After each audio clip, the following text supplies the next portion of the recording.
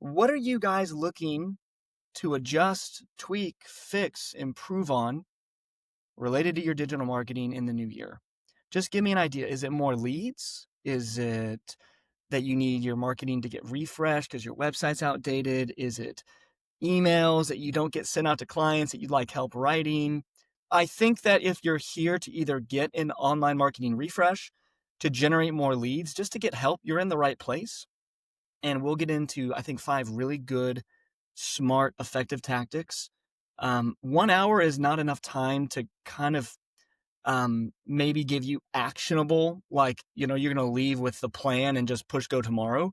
I think we're going to open up or like uncover under some rocks some areas you might not know how important they are and open up a conversation. A little bit more about what we're going to cover. We're going to talk about local search and specifically on Google, talk about your website and making it into a client converting asset and tool, email marketing, a follow-up system, and advertising as well. So again, what you don't see on this list is social media. Highly relevant, great thing to consider. We're not going to talk about social media today. What you don't see is like texting campaigns, texting initiatives. Also great, something you should consider. I'm going to encourage you guys a few times, throughout this presentation. If you want to keep this conversation going, if you want us to give you a free analysis, if you want us to talk shop on any of the stuff we're covering today or social media stuff we're not, that's your next step. Talk to tpm.com. We're glad to be here with you. We're going to jump right in. Sometimes we start with high level, kind of like 30,000 foot view marketing philosophy. Today is not that day. Today is tactics. Today is just jumping right in so that we have the maximum amount of time to give you guys value and help you kind of think through these 5 areas. Now, again, you are not going to be a seasoned, decorated veteran marketer after 1 hour, but you can know better which of the areas you need to focus on, right? That's kind of half the battle, is just knowing what problems and what areas, what opportunities to address. And I think we're starting with the most important one on this list, arguably the most important one. And that's your Google business profile. Your Google business profile is a free profile from Google. It used to be called Google My Business, that you have to claim and set up and optimize. And we'll talk about how to do that today. But once you've done so, this is right now, I would say, the most important property for your business online. It is not exclusively the only property, the only platform, the only profile that matters, far from it, but it is maybe the most important. So when I get on Google and I type in CPA in Dallas or CPA accountant in New York City or tax preparer in Los Angeles, I'm going to see a few things on that page. I'm going to see typically ads at the top, right? And nowadays I'll actually see now like and we'll show you a screen of this in a little bit. I might see an AI summary from Google. So like ads at the top, AI summary of like, hey, here's who we think is the best. But after that, I see a map with 3 businesses, right? We've all seen it before. You've seen that map with 3 businesses where you can see their reviews. You can click to get directions. You can call them. That's your Google business page or profile. I would really encourage you to address. Now, this profile first has to be verified. If you right now don't have a profile, business.google.com is where you go to get one claimed. I said this is going to be tactical. We're not starting in the clouds, and this is very tactical. This is like, hey, how do I actually get the profile? That's the link, business.google.com. The verification process today is kind of terrible. It is commonly a video verification process, but I will just tell you, it is worth its weight in gold. The effort and hours that you dedicate to get this profile live. And it's not easy. I actually just had a friend who is not in the tax and accounting space, but he's starting up a business. He just got through his 3rd round of video verification, and all 3 of them did not go through. Now, I'm kind of just advising him on the side. He's not a client of ours, but I was just kind of giving him some pointers. And even with doing all the things that Google is asking you to do, commonly it takes 2 times to get it verified. And sometimes you get through all 3 of your chances to do verification and you still strike out. There's ways through that, through appealing, but you kind of have to know what to do. Let me just encourage you. one of the things that I think if you get to know me, you would find is that I'm pretty persistent and stubborn. You have to be with Google Business Profile. Like, that's why I think I've enjoyed this area of digital marketing just as like a discipline, getting clients to rank on Google. You have to be pretty stubborn and persistent to work through the, various details. And a lot of it's just vague and opaque from Google. They don't tell you everything that they're looking for. Now, I've got a guide, I've got a plan for all of our clients of like, hey, third-party analysis, like what is Google really looking for? How long should the video be? What do I need to have in the video? I've got a guide, but that's not from Google themselves. That's something we've created along with other marketing groups that we follow that they've created. So you can kind of glean a lot of what they're looking for, but man, they don't tell you straight up. It used to be a postcard. It used to be like a physical postcard that would get mailed to you. That nowadays is just gone. So verification is step one. I gave you the link to go to that site, but once you go to that site, if you're starting a new page or if you've got a page that's just not verified, you have to go through verification before your profile will show up. Once you've done that, let's keep moving. Let's pretend you've got it. Everything on the back end of that profile falls under the umbrella of optimization. Optimization can sound, and sometimes is, like a vague word. Sounds smart. Yeah, I need to optimize it. What does that mean? Every field, everything, every piece of data that Google lets you fill out to their system is a signal. And that's Google's algorithm in general. It's signals. Google's algorithm is a set of signals and parameters. And so if their business profile asks you for your services, your business categories, those are different. If it asks you for your hours, if it asks you for your phone number, some of this I think is pretty intuitive. But again, I've never, in doing this for 10 years, I've never bumped into a profile that was completely built out the way I would build it, which is to say there's always low-hanging fruit for us when we bring clients on if they have a profile or if we build a new one, building it from the jump the right way. So here's some of those fields I've just mentioned, right? The description of your business, the hours, the categories, etc.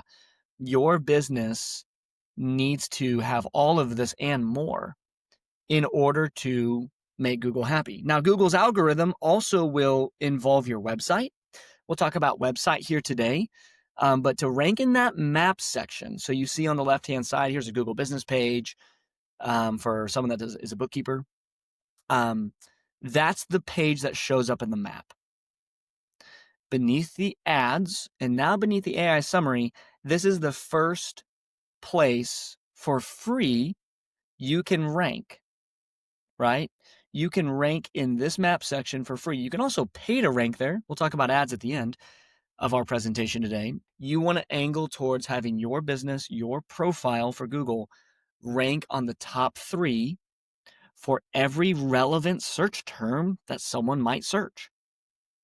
So anytime there's a search for a local-based business, I want you to show up when that user is typing in bookkeeper near me, best tax preparer in Kansas City, best accountant in Long Beach, whatever.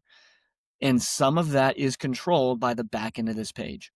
This is probably the most approachable thing for you guys to actually make a move on. I don't think it's the only thing, but I do think you could actually make some progress here. You also can post content to this page. It's kind of like social media. Google, let me think about this. I'm listening to no, this is accurate. I'm listening to like a 4-part series on Google as a company right now, and each episode is like 4 hours long. And it's the podcast called Acquired. And they're awesome. And they're tech guys that talk about tech companies typically. Google is the most profitable company in the history of the world. That's not hyperbole. That's just the facts in terms of publicly traded companies we can see the data for. They're the most profitable. They don't have a social media element to their company. They own YouTube, so that's a thing. Like YouTube's definitely got a social media component, but the Google business page is kind of the only place other than YouTube where you can kind of post content as a business in Google's ecosystem, which is strange. They don't own Facebook. They don't own Instagram. They don't own whatever, right? And so Google's not a social media company, but this profile has a social media element.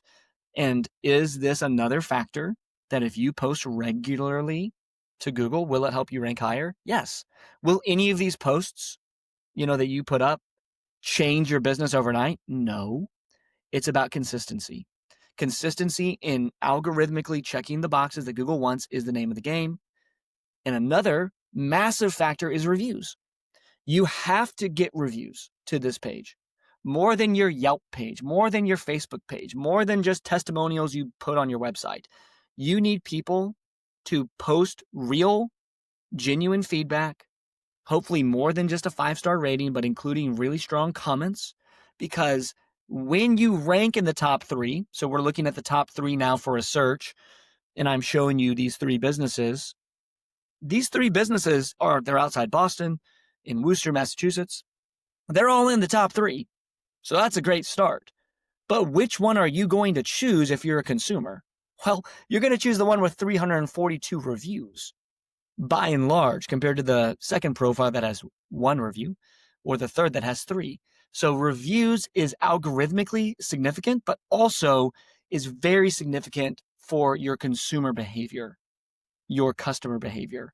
People that are actually going to pick one of the options are very, very influenced by the reviews they see. That's how you engage with even what restaurant you're going to go to this evening, what plumber you might use if you have some problems at your house, or an electrician. And that definitely is true of the accounting, tax, and bookkeeping space. Reviews is not, again, the silver bullet that by itself fixes everything, but man, this helps a lot. Reviews helps a lot with ranking and with getting people to choose you. You have to have a system in place that makes it easy for clients to leave you reviews.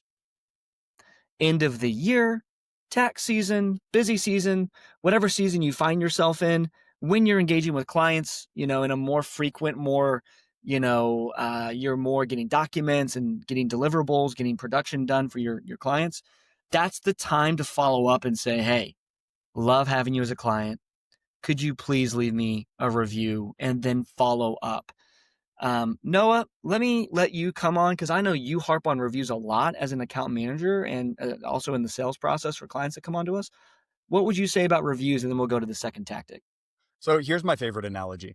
You show up to a birthday party and you're going to bring a cake. You have to have a cake. Nobody's going to, of course, it's just part of showing up. And you can make the most delicious cake in the world. But if you show up and you don't have frosting on that cake, nobody's going to care. Nobody's going to want to eat it. Nobody's going to be interested in it.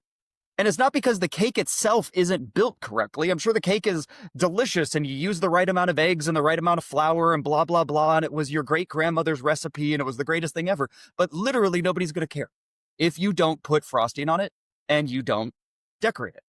Now, conversely, you're also not going to show up to a birthday party with a big old bowl of frosting. Although my 3-year-old daughter may love that, but she would probably actually go bonkers if as actually. But you're not going to throw up with a bowl of frosting to a party. Okay, this is marketing in its essence. You have to build the cake right. You have to do the other things we're going to talk about: the website, the SEO, the GEO. You have to have all this stuff. Okay, but the reviews are the icing on the cake. The reviews are what makes it look really good. Now it's also going to make it taste delicious. It's going to make that cake taste even better. So reviews make you rank so much higher in Google, but don't go out and only get reviews. That's only part of the equation. That's not all of it. But you have to have a system for this. You have to be getting consistent reviews. You have to be getting quality reviews. What's your plan? How are you going to ask? Are you going to do an automation? Are you going to have a QR code? Are you going to incentivize your staff? What's going to be your process for doing this? And if you don't have a process, you should probably think about getting one, because unfortunately, people probably aren't going to benevolently leave you 5-star reviews. They may love your services. Right. They may love what you do, but if you do not ask, you will not receive. For as important, I mean, think about how many times you've gone to a coffee shop or a restaurant or whatever, and you leave and you're like, man, that was the best food I've ever had in my life. But you probably don't leave them a review. And that's not because you didn't love that restaurant. You probably just didn't think about it. You probably weren't asked. Okay. When you ask, and when you have a system for asking, it creates really good things and it makes really good things happen to your online SEO. Grab a call, talk to tpm.com. We can go over data about how this affects your ranking and the way we see this Right. work for our clients. We don't have time to get into it right now, but you have to request them, send thank yous, make a call, build out a Yep. system to make sure that you're getting these in consistently. Well said. Well said. I would really encourage you, if you do grab a call with us, I want to talk specifically with you, and I know Noah does as well, about reviews. Because again, approaching 2026, this is like, again, it's the first tactic for a reason. You got to have the profile first, you got to get it verified. Some of you have suspended profiles or non-existent profiles, and it's not easy to build them. But once you get it built, optimization and reviews. Now let's talk about your website. You need to have a website that has a job or jobs. I think 2 jobs in particular. I think your website has to do 2 things to be considered like valuable and like worth the time and investment to build. That website needs to help you get found by people that don't know you, not just your clients who are looking for your portal to submit documents. There is a part of your website that should serve kind of practice management, workflows, document collection, scheduling calls. But that to me is like the easy stuff. I know that onboarding and collecting forms is not itself easy, but just like your website strategy doesn't really include onboarding. You just need a link to your onboarding process. Now, again, onboarding is its own beast, something worth considering, but that's once you've got a client. So, in terms of marketing initiatives for your website, it needs to get found by people that don't know who you are. They're searching for best bookkeeper, best accountant, best tax preparer. They're searching for terms to figure out on Google who Google thinks is the best option. I want you to rank. The second thing I want your website to do is to start a conversation. So to have a website that converts implies that it shows up, people visit it, and then they do something. And I will just tell you that by and large in our industry, that's neither of those things is typically the case. At best, someone's got one side of that coin, but never both. And most of the time it's neither. So some people have a website that has some traffic. Usually, if a website has some traffic, if any at all, it's only because they have some good reviews.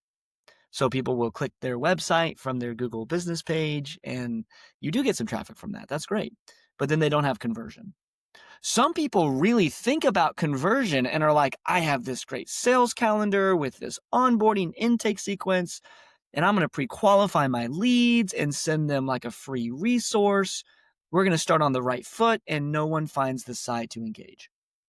You have to have both for your website to, in my opinion, kind of be worth its weight, to be like doing what it's supposed to do.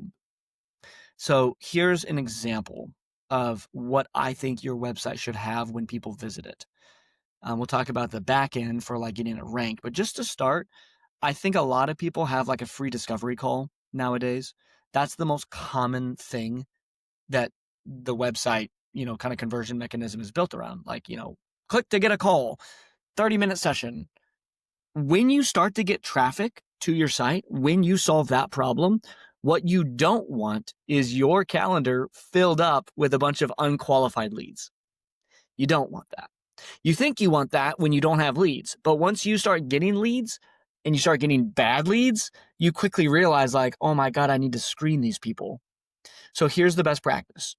When I get to the homepage of a site, I need a clear headline that speaks to the audience I'm wanting to speak to, which is your target prospect. And then I need a clear call to action that starts a conversation. You see this, tell me more about income tax strategy, business strategy, or both. Those survey questions for us change depending on the client. If you're doing tax planning or bookkeeping or tax preparation, the questions change, but the idea and the principles remain the same.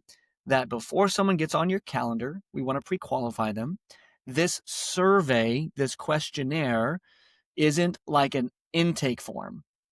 It's not them like becoming a client. It's just some basics. What are you looking for? Are you in the right place? Am I the right person for you?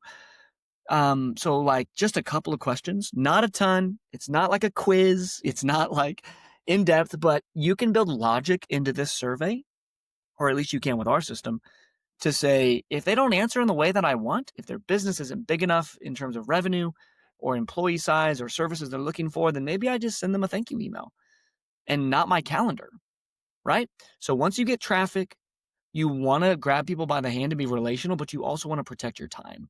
And a well-built, well-thought-through conversion mechanism and content gets you there.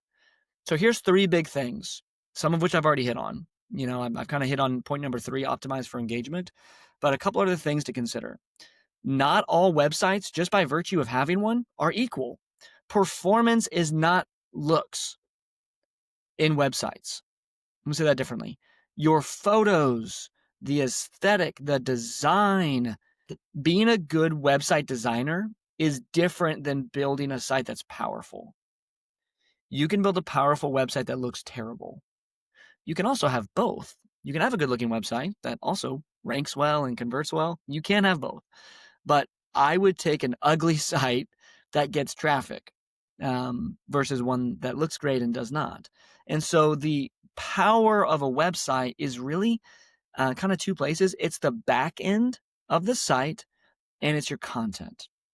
So the back end of a site, we build all of our sites on WordPress, not because it's the only place to build a website, but because out of the gate, a WordPress site is like an iPhone. iPhones are powerful on their own, but you can add apps to an iPhone to make them more functional and more effective and more fun, right? So WordPress has plugins, and these plugins come from a third-party kind of like open source developer library or app store, if you will. And on WordPress, you just have more flexibility to build your site in those kind of ways.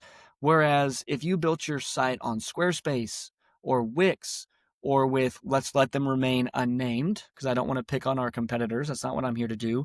But if your site is really cheap and was flipped on in a day and is a templatized thing that thousands of other people have, that doesn't make Google happy, because the back end of that website's really not much of anything. Websites are commonly viewed as a commodity nowadays. It's just something you need to have, lowest price, flip it on, and I'm done. No. Your website needs to be built intentionally and needs content that makes Google happy. So that's the other side of ranking on Google, is actually your content. The content on your website matters a lot. And if you're using the same website content as 1,000 other people with your existing website group or agency or whomever it is, that's a problem.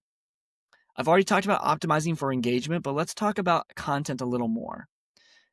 The idea around content is EAT, expertise, authoritativeness, and trustworthiness.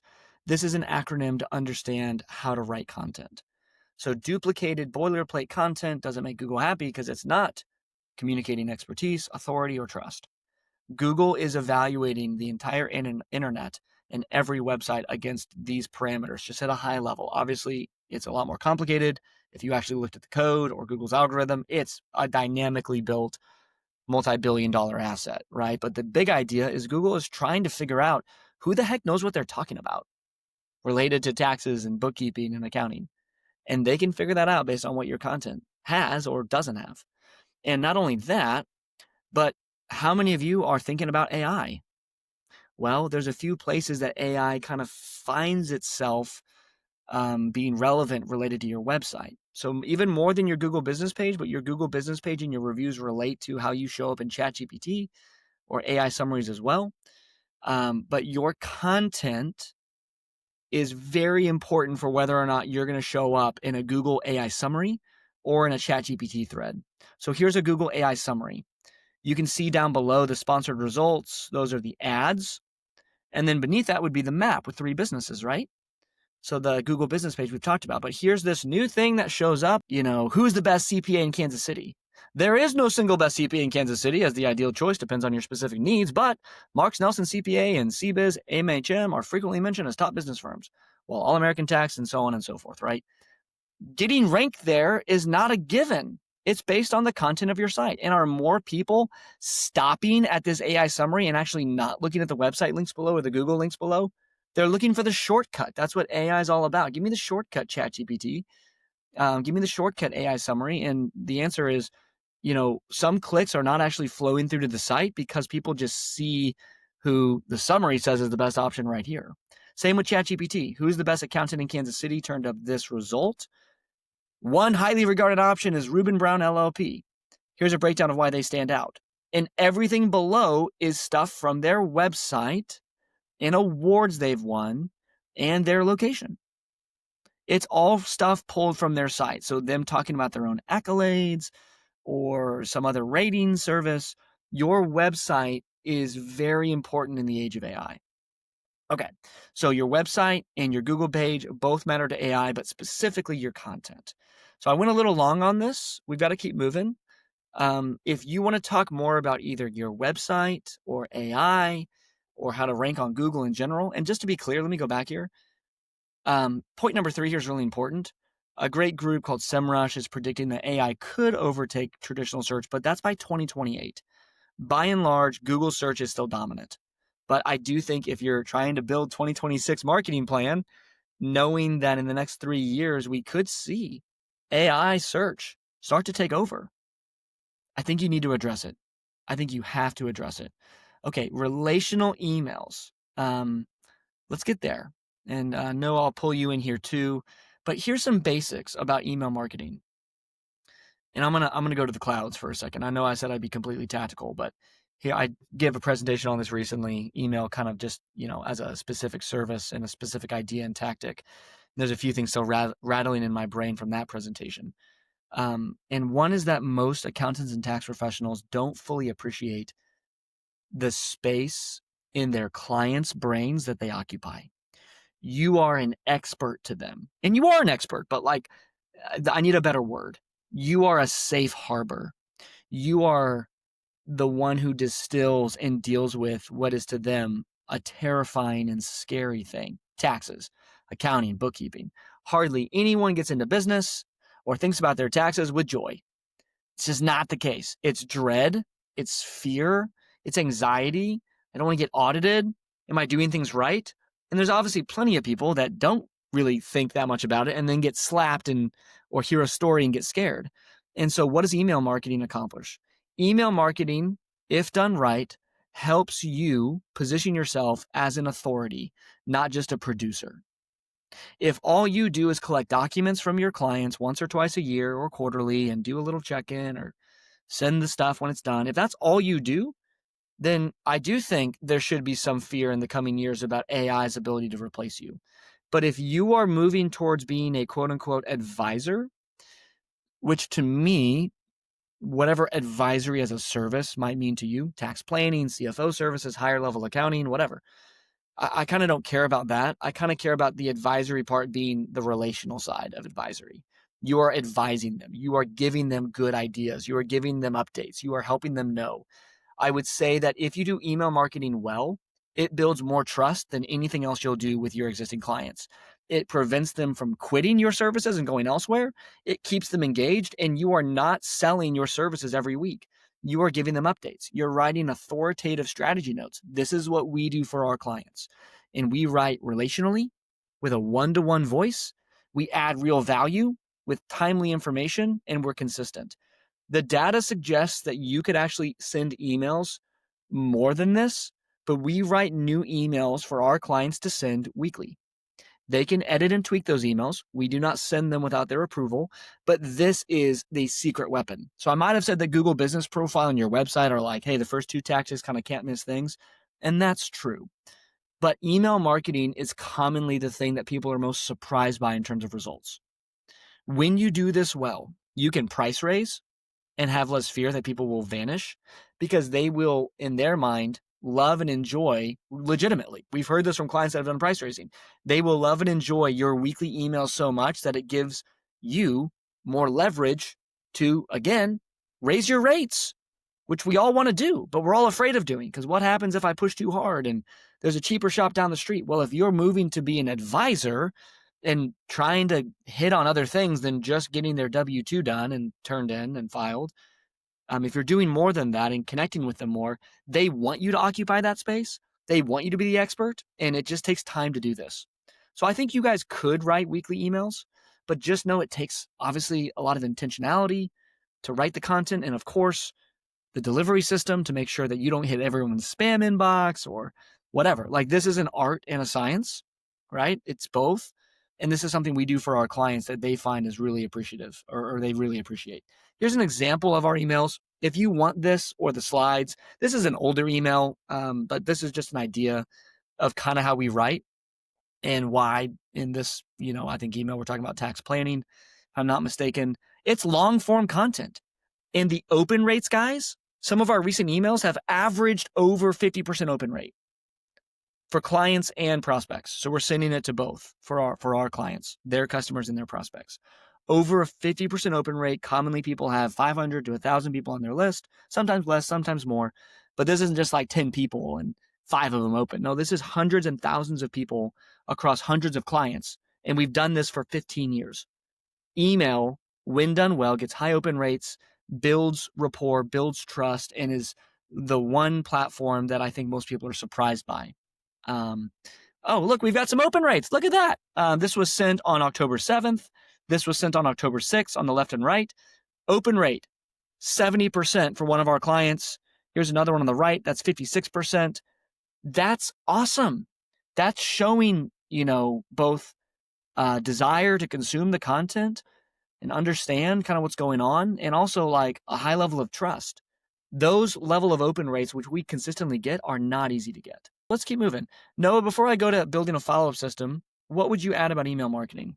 It's the bottom part of nurture. Email marketing doesn't actually have anything intrinsically to do with Google rankings. So I think that's why it gets neglected a lot of times, is because on everyone's forefront of their mind is, well, I just need leads. But the flaw in that mode of thinking is it's not holistic of looking at the entire ecosystem. Again, we talked earlier, your website, your SEO, GEO, generative engine optimization, that's AI. That's all about ranking. That's all about when someone searches tax professional, bookkeeper, accountant, CPA, advisor, tax resolution, whatever, that like you want to rank number one. You want to have the best Google reviews. When they go to your website, you need to be able to convert those leads. But the other question is what happens once they convert? You have to have a follow-up system. And that's kind of what we're going to be talking about next. But your email marketing should be part of that. When a prospect goes to a website we build, they fill out that form and they get added into that nurture email cycle. They get followed up with. It's an overused adage, but it's true. The fortune really is in the follow-up. If you're not following up with leads, you're not going to close them. If you're not showing up, if you're not giving them value. We talk all the time, but we see clients all the time of saying, hey, this lead came through. They didn't close right now, but because they got my emails, they came back 4 months later and they called me just because I stayed in front of them, because I showed up. Yep. That's the power of email marketing. The power of email marketing is with the clients, with the 1,000 clients you have right now. I would guess you have an attrition rate year over year. If you're not tracking that attrition rate, I would strongly encourage you to do that. We've worked with clients before that have had 10, 15+% higher attrition rates year over year. You are bleeding clients. You are bleeding revenue if you do that. Just start talking to your clients. Start showing up in front of them. Start giving them value. I'm not saying you're not valuable. You are, but there's what we call perceived indifference. When your clients don't hear from you, there's a level of perceived indifference. They don't feel like you care. They don't know you're there for them. But when you do show up in front of them, they know who to trust. They know who to go to when they have a problem. They know who to tell their friends who have a tax or accounting or business tax or whatever problem. Their friend gets a letter from the IRS. Oh my gosh, you need to go talk to my CPA. They're the absolute best. But that's because you've built that relationship with them. Do not neglect email marketing. I know it's easy to think, oh, that doesn't matter. And the amount of people that we've brought on that have been like, I don't want email marketing. I'm not going to send that. My clients are going to get annoyed if I email them every single week. And then we get on an account management call 2-3 months down the road, and they're like, I get happy. My clients are emailing me saying how much they love the emails that I'm sending out. That is the norm. That is the norm with this. Is people, you may be hesitant at the beginning, and I get it, but we're not sending out spammy stuff. It's relational content. It's value add. It's to deepen and Yep. strengthen that bond. But again, and kind of into tactic number 4, you have to have a follow-up system. You have to have a follow-up system with prospects that come in. What are you doing with your leads? Christian said it before. Oftentimes, marketing doesn't solve your problems. Marketing can actually reveal your problems. They can reveal what they are. And if you don't have good systems to gather data, to gather information, to pre qualify, well, if you have someone go to your website and they just click schedule and they go straight to your calendar, well, how do you know that this person Hmm. is a 1040 only client, but you're looking for business advisory? Or you're looking for bookkeeping or accounting or CPA, like fill in the blank. But you want to get, the goal is not just to get a full calendar. The goal is to get the right kind of leads on your calendar. The goal is to not to just show Hmm. up in Google search. The goal is to show up in the right searches. If you're not doing 1040 tax, well, I don't want to get you to show up and rank in a search for individual tax or I Right. mean, gosh, help us. Cheap taxes, free taxes near Yeah. me, cheapest tax professional in Kansas City. You don't want to show up in front of that search. That would be really bad. That is not going to be. Now, if you do want that stuff, okay, that's fine. If you're looking for, that's great. Most Sure. people we work with are not looking for those. They can go to the, some of the other franchises, and that's great. I have no issue with those. They everybody needs their taxes done. But what are you doing to capture someone? What are you doing with these surveys? Hmm. What are you doing when they come in? Are they going somewhere? Do you have a purpose? Do you have a plan for them? What are you doing with this pre-qualifying information? You have to Mm. have a plan with this. Christian, let me kick it back to you. What are your thoughts on follow-up? Yeah, I think again, like you're saying, the fortunes and the follow up. Sales is about following up. If you just get leads and you let them sit, and if they don't close on the first call, and that's your kind of hope and a prayer strategy, you're just going to leave a lot of money on the table. There are people that need your help that just procrastinate and they struggle. So your follow up plan can also include like, do you have a sales pipeline that can easily and quickly show you where your leads are at and what stage of the process they're in, where they came from? Did they fill out a survey when they first got into your ecosystem? I think follow up tactics is both for you with the client and you with yourself. And it starts like here on this slide from how do you capture their information? As I've told you already, we use a survey on our websites to start a conversation, but this is just, there's other ways you to do it. I think this is the best practice right now. This is what I would recommend. But you could give away a free resource. You could do something else. That's great. But once you get that in place, and you get them on a strategy session or a call, or you send them an email, whatever it is, you've got to have some automated follow up. So, email marketing that I just talked about was weekly, ongoing, freshly written content. You also should have a set sequence that for all of your leads that fill out the survey on your site or fill out the questionnaire on your site, or even if they just go right to your calendar, you must have reminders of the appointment, introduce yourself, talk about your firm, tell stories, case studies, testimonials. Your follow up tactics for real leads is you're further down the marketing funnel, right? So they found you, they clicked, they've engaged. Yes, you're going to write weekly valuable content, relationally oriented content, but this is a lead that's expressed intent that wants to talk with you and maybe close.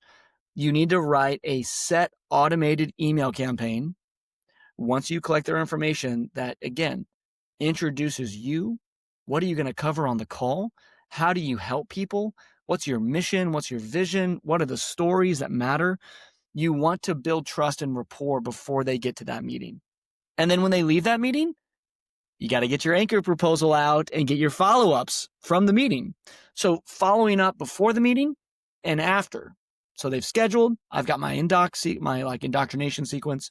I've got my sequence of automated emails and texts that are going to go out. And then after the meeting, I've got another set of follow up. It's something you usually only have to build once. Yes, you can tweak it over time, but this is an automated set, push a button and send campaign. Once you collect their info from the survey and then you put them through this, you guys are going to close a lot better. Instead of having to introduce yourself for the first 20 minutes on every discovery call and be like, here's who I am, here's what I do, whatever. Like, let your email lead up, warm up sequence kind of handle that for you. Go after engagement, be conversational. This is your intake sequence to the call and after the call, your sales sequence, if you will. So, ranking on Google for free is what we talked about to begin with. You can rank on Google for free because you've got a verified, awesome Google business page with a lot of reviews and you're posting content and you've optimized it. You've got a great website with great content. You're showing up in lots of searches and you're starting conversations and you're following up with those leads as you get onto the sales call. You're doing all that. But generally speaking, how you rank on Google is mostly local. Google sees you guys as a local-based business. If I'm in New York City doing a search for an accountant, I'm going to see a New York accountant. Unless someone is advertising, you can expand your geographic reach with ads. That's one of the advantages. And you also can get more targeted and only pay to show up on the searches you want to. So let's just run like a thought experiment. If all you want is, bookkeeping leads, you can run a really targeted campaign targeting people searching for bookkeeping as a service in any market around the world. I just had a conversation yesterday with a gentleman who I think he'll sign up, but his focus is expat tax work around the globe. So that's his corporate tax experience. He worked in the expat division for some large group, started out on his own now for the last couple of years. And he's like, I want more expat, tax clients from London and Paris and whatever. And that's where ads comes in, right? Because he himself is in Georgia. He is not in London. But I can run an ad campaign to go to those markets and get an expat tax ad campaign going for people that search for that type of term. So with Google Ads in particular, that's what we recommend because on Google, there's a high level of intent. When someone finds an ad on Google, if it's done right, it's because they have intent to find that thing. Whereas on Facebook, we would not call Facebook an intent-based advertising platform. It's more of an interruption. No one gets on Facebook to find a tax preparer. It doesn't mean that Facebook ads don't work. It just means it's a slower cycle because the intent when someone got on Facebook might not have been to find you. Facebook's got a lot of fun levers and tools you can pull on as well, as does YouTube and LinkedIn. Bing is a viable place to advertise. Some people advertise on TikTok. You can advertise on a lot of places and get success. Google and Google pay-per-click ads in particular, a little bit less so the display ads if you're familiar with what those are. And I think local service ads on Google are also viable, but there's some nuance there. So there's a lot of ways to advertise on Google. Traditional pay-per-click search ads is what we run with, what we recommend. You're going to want to spend about $1,000 a month as your ad spend with a well-developed campaign can absolutely produce results. We have clients that spend a lot more than that. We have some clients that spend a little bit less than that, but generally that's about a range you're going to want to spend to perform well. Now, here's some data on our different campaign types. So accounting and bookkeeping, tax preparation, tax resolution. This is over 2 years. So the average cost per lead, not per click, but per lead. So how many of you would be glad to spend $100 to get a tax prep lead or $50 to get an accounting and bookkeeping lead, right? You can see the average budget, excluding management fees, $800, $1,000, $700, again, near that 1,000 range. We're starting to kind of push that number up. The more ads find their way into the system in our industries, the more people that are advertising on Google, the higher the cost per click, higher the average cost per lead. But those conversion rates, guys, that's like against views to clicks. So a 12% conversion rate of people that have clicked to then moving into being a lead and giving you their info. Again, that's where ads becomes really powerful. You got to be ready to close people. This is the fastest way to get new leads. And moving into 2026 or even before, if you're saying I need leads now, then Noah and I are going to recommend ads now. Over time, ads is not something you have to be married to. You can stop your ads, and many of our clients do not run ads because they rank so highly in their local market on Google for free that they get tons of leads and they just don't need to pay for them. That's fine. Like that's a good outcome if that's what happens. But ranking for free on Google to be the top option on page one does take time. And so ads at a minimum is like a stopgap for those that are kind of waiting until their organic or free ranking gets established. But it also is something you can keep going, and some of our clients do because it helps you break into other markets. I'm down in Houston and I want to advertise in Los Angeles. Well, unless you open an office in Los Angeles, advertising is the most cost efficient, cost effective, most expedient way to show up in Los Angeles. Okay, so here's the different things you need to do on a pay-per-click campaign that I don't have time to run you through, but these are the tactics of a well-built campaign. These are the areas: your ad group, your keyword selection, your landing page, your call to action. And I've got more content here that I'm just going to kind of breeze through. I think I just hit the most important part of ads, just helping you understand what place they have in a marketing strategy. And if you want to go deeper on the keyword selection and your landing page and your call to action, etc., or to even look at the real ad results, let me just invite you to grab a call with us. I want to go over data. I want to show you what's happened. I want to explain to you how we'll do it. I'm happy to do that with ads, with your website, with your emails, with your follow-up system, with giving you a sales pipeline. I can give you that, all that we've talked about today and more. If this isn't all interesting, you've got time to put a plan in place. That's the one commodity or resource. That's the one resource that you can't get back. You can't get time back. And I need time to be effective. There's never, ever a time in the year where I'm not telling a lead, give me more time and it'll work better. That can be at the end of the year, the beginning of the year, the middle of the year. Time is always a very valuable resource to a marketer. I need time. So I want to help you. You may not become a client of ours, but I still want to help. And if you are going to be a client of ours, if you're curious about that, the step you need to take now is to grab a call with us and just start the conversation. I want to hear about your firm, your website, what you've tried, how it didn't work, how it did work, where you want to move and shift and grow. I want to hear your skepticism about marketing. I want to hear the money you've sunk into it in the past that didn't work and made you a little bit jaded. I get it.